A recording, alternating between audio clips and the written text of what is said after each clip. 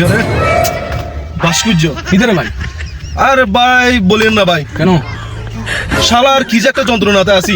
ভাই? অতীতও দেখে আসলাম যে এই ভাস্কর্য নিয়ে আন্দোলন, এই তো আমরা জানি সবাই হ্যাঁ বাংলাদেশে ভাস্কর্য থাকতে পারবে না। এই বেদাত বেদাত। হ্যাঁ, কিন্তু ভাস্কর্য আমি জানি যে আমি ছোট থেকে বড় হয়েছি তো দেখতেছি যে যারা 1971 সালে শহীদ হয়েছে হ্যাঁ। তাদের স্মরণে তাদের স্মরণে হ্যাঁ ভাস্কর্য বানায় রাখছে, মুক্তি বানায় রাখছে। হ্যাঁ, এখন এটা নাকি শুনতেছি বেদাত, বেদাত। এগুলো বেদাতের ফতুয়া দিতে দিতে আসছে এতটুকু পর্যন্ত। হ্যাঁ।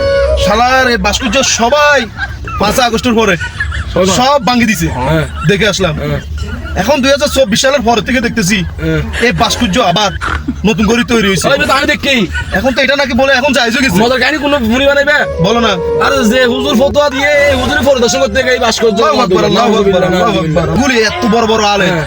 এত বড় বুজুর্গ আলেম, হ্যাঁ। এরা যদি অতীতে যদি বলে আসে হ্যাঁ। যে এটা বেদাত, এটা কোরআন শরীফের হাদিসে নাই, নাই নাই হ্যাঁ আসলে তো নাই, হারাম। আসলে তো নাই। কিন্তু এখন যে বলতেছে, হ্যাঁ। এখন তো এরা তো চুপ, এখন কিছু বলতেছে না। ওটা পরিদর্শন গাই দে এটা আমার মাথায় আরো আসছে না। আনন্দিত হইয়ে হায় রে ভাস্কর্য রে, ভাস্কর্য হায় রে। এই দেশটার মধ্যে কি হয়েছে, ভাস্কর্যের মধ্যে কি বলে জুলাই যোদ্ধা স্মরণে এই ভাস্কর্য মানে রাখেন।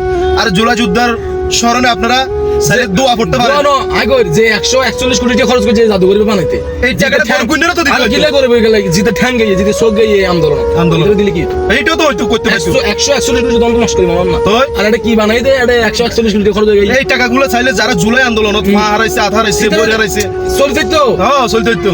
তিন কি ভাই এখন আমার মাথা ধরতেছে না, এরা কি কাজটা করতেছে।